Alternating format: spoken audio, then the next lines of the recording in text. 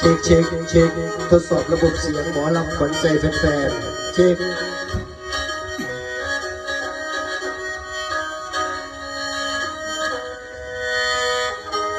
และสีฤดูกาลที่ผ่านหลวงแฟนห่วงคอยถามหากำลังใจที่ดีมาโอ้โอ้ยบ่ขาดสายอุ้ยวายสิและคนติดดินพูดหน่อยนั้นยังคอยแรงใจสูงขอดำลงสืบสร้างอุ้ยทางด้านวอลีเฮิงลำอู้โอ้ย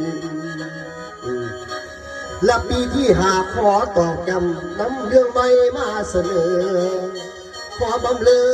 ทางเสียงออกกองแฟนอุ้ยโชเด่นละหมอลำดีทั้งกำเมืองชัยภูมิเรื่องของพอลานผู้เล่บ่ยอทอยังคงสร้างว่าเหตุบุญ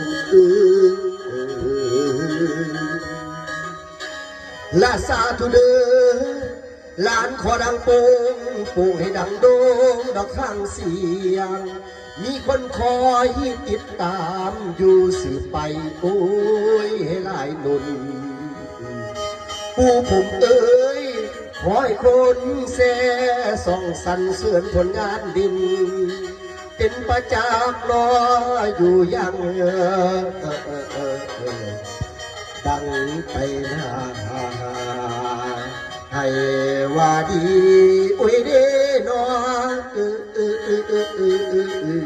โอ้ยโอ้ยแฟนๆหมอลำ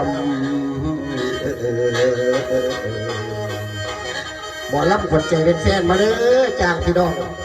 จ้างทำน้องขอนแก่นกันเลยทำน้องสารคามกันเลย